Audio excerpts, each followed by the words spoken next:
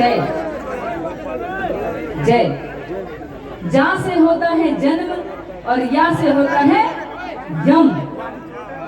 जा से होता है हमारा जन्म और या से होता है यम। तो हमारे जन्म से लगाकर हमारे मृत्यु तक के सफर को सुखद, समृद्धिशाली, अर्थशाली, बलशाली बनाने के लिए हम लोग जय जयकार लगाते हैं।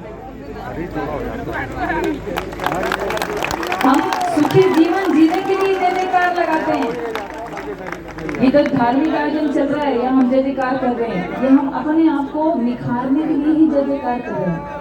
या हम जो जगराता मनाने ये सोच के नहीं आए शहनाज अख्तर आई, हम ये करने आए हैं कि जब हम यहाँ जय जयकार हजारों की संख्या में लगाएंगे तो हमारे यहाँ का वातावरण, हमारे भोपाल की जो नकारात्मक ऊर्जा है वो हमसे दूर चली जाएगी और यहाँ सकारात्मक शक्ति का संचार होने लगेगा। लेकिन इसके अलावा एक बात और, जैसे ही हम जय बोलने के लिए अपने हाथों को ऊपर उठाते हैं, जैसे जयकारा शेरवाली का बोल सांची दरबार की, ये देखिए हाथ अपने आप उठ जाते हैं। उठते कि नहीं उठते? तो हम जो ही जयकार बोलने के लिए अपने हाथों को ऊपर जैसे ही उठाते हैं, वैसे ही भगवान की नजर हमारे हाथ की रेखाओं पे तुरंत पड़ जाती है। और जैसे ही हम अपनी वाणी से जय बोलते हैं, उसी पल, उसी क्षण ईश्वर हमारे हाथ की दुर्भाग्य की रेखाओं को, हमारे हाथ की रेखाओं को सौभाग्य में परिवर्तित कर देते हैं। काय में? सौभाग्य में परिवर्तित कर देते हैं। इसलिए हम लोग ईश्वर की जोर जोर से जय जयकार लगाते हैं। लगाते हैं नहीं? अभी आपके सामने, आप इधर मुझे देखने के लिए देख रहे हैं, वास्तविकता ये है कि महामाई का दरबार सामने लगा है। माँ देखिए, माँ दुर्गा आदि शक्ति जगदम्बा पराम्बा, माँ साक्षात विराजमान है। आपने यहाँ अभी जितने समय यहाँ पर जय जयकार लगाई वो उन्होंने देखा है, देखा है नहीं? आप तो नाचने गाने में व्यस्त थे, लेकिन मैं देख रही थी आपकी हाथ की रेखाओं को उन्होंने देखा है। और जिसने सच्चे मन से, दिल से वाकई भक्ति किया है तो महामाई उसके भंडार से भरने वाली। ये मैं बोल रही हूँ पावन नवरात्रि चल रही, ये मेरी भी कामना है कि माँ भगवती के दरबार में जितने भी भक्तों ने हाजिरी लगाई है, सभी की मनोकामना महामाई पूर्ण करे। तो उठाइए दोनों हाथों को ऊपर, और अब जहाँ भी कभी धार्मिक आयोजन हो तो आप जोर जोर से जयकार लगाएंगे। लगाएंगे नहीं? लगाएंगे नहीं? हम जैसे ही जय बोलेंगे हमारे साथ साथ सारे विश्व का कल्याण होगा। होगा या नहीं? अभी भी देखिए हाथ नहीं उठे, बड़े शर्म की बात है। हाथ नीचे कर लो। एक बात और जाते जाते बोलूंगी कि कोरोना काल में हम लोगों ने 2 साल कुछ नहीं किया, है ना? और जिन्होंने परेशानी भोगी वही जान सकते हैं कि कैसे रहे, क्योंकि जिसका दर्द वो ही जान सकता है, दूसरा नहीं जान सकता। काफी लोगों को दाना पानी देते सेल्फी खिंचाते भी देखा है मैंने, पोस्ट करते हुए। देंगे तो 2 किलो चावल, लेकिन उसकी भी फोटो पहले फेसबुक में छपेगी। ऐसे लोगों को भी देखा है मैंने। लेकिन हमारे भारत में एक ही चीज है जो सबसे ज्यादा महत्वपूर्ण है, सबसे ज्यादा महत्व रखती है, पता है क्या? भक्ति। हम लोग ये जो भक्ति करने के लिए उपस्थित, जिन्हें भक्ति नहीं करना था, जिन्हें दुनियादारी से मतलब था, वो चले गए, लेकिन जिन्हें भक्ति करना था वो यहाँ उपस्थित हैं, वो यहाँ भक्ति कर रहे हैं। और हमारा देश और हम लोग सभी अपने परिवार सहित अगर यदि सुरक्षित बैठे हैं तो सिर्फ भक्ति के कारण ही बैठे हैं। बैठे कि नहीं? मानते हो कि नहीं मानते इस बात को? कहाँ चीन से चला था कोरोना, हमारे भारत को छू भी नहीं पाया। बहुत कम लोग गए हैं। जितने लोग देव लोग सिधारे हैं उनकी आत्मा के लिए मैं ईश्वर से शांति की कामना करूंगी, जिन्होंने अपने परिवारों को खोया। लेकिन जिनके जिनके परिवार सुरक्षित हैं और यदि वो वाकई में खुश हैं और सही हैं और ईश्वर को धन्यवाद देना चाहते हैं तो अपने दोनों हाथों को ऊपर उठाएंगे और अपने हाथों को जोड़ लेंगे। महामाई आपके सामने, आप मेरी नजर से बच सकते हैं, उसकी नजर से नहीं बच पाएंगे। यदि आप वाकई में दिल से ईश्वर को, अपने अपने खुदा को, अपने अपने भगवान को, अपने अपने मालिक को धन्यवाद देना चाहते हैं तो आंखें बंद करिए और कहते हैं कि ऊपर ईश्वर बसता है। यहाँ तो साक्षात मां भगवती बैठी हुई है।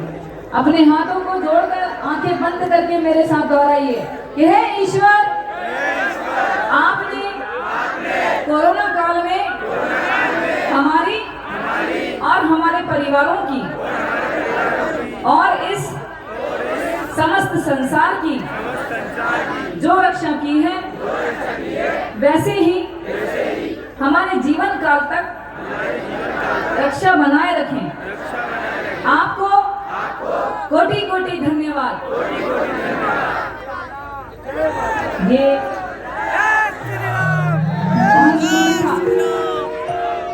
ईश्वर को बार बार धन्यवाद देना चाहिए। देना चाहिए कि नहीं? देना चाहिए। देना चाहिए कि नहीं? देना चाहिए कि नहीं? देना चाहिए। क्यों? क्यों देना चाहिए? जिन्होंने सारे संसार को बनाया, जिसने सारी सृष्टि को रचा, और ईश्वर की सबसे बड़ी हम पर अनुकंपा, सबसे बड़ी मेहरबानी ईश्वर की, सबसे बड़ी देन हम इंसानों को कि ईश्वर ने हमको इंसान बनाया।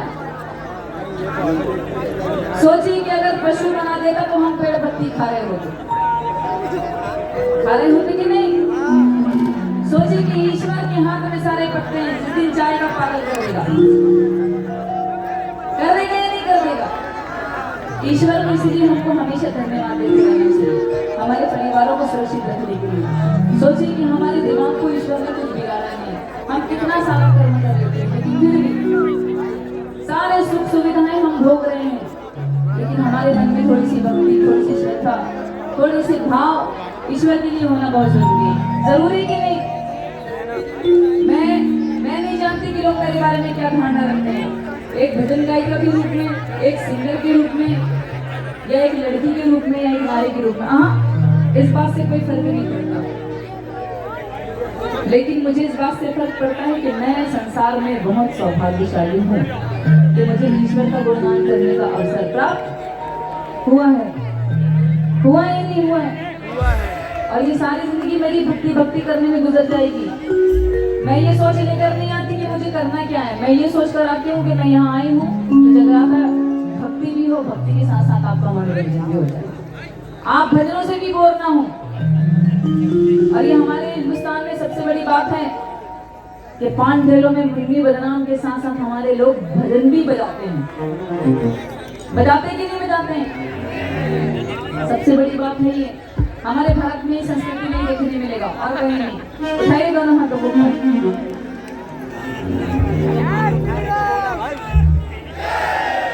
बात समझ गए?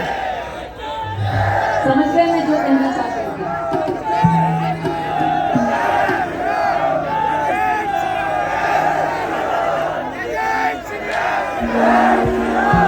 मैंने कहा था ना, बारे में मैं बताऊंगा तो जयकार लगने लगेगी। ये बात सच है। उठाइए दोनों हाथों को ऊपर, एक बार जोरदार जयकारा, ठीक है? और ये अंतिम 2 भजनों में आप खूब डांस कर लीजिए, कोई मनाही नहीं है, आप उठ सकते हैं, खूब डांस कर सकते हैं। और इस कार्यक्रम के दौरान यदि ज्यादा बोलने में मुझसे कोई गलती हो गई और त्रुटि हो गई तो क्षमा कर दीजिएगा। मुंह है, अपन घड़े को ढक्कन ढाक सकते हैं, मुंह को अपन ढक्कन नहीं ढाक सकते, लेकिन जो मन में होता है वो बोल देना चाहिए, है ना? लेकिन उठाइए सभी दोनों हाथों पर।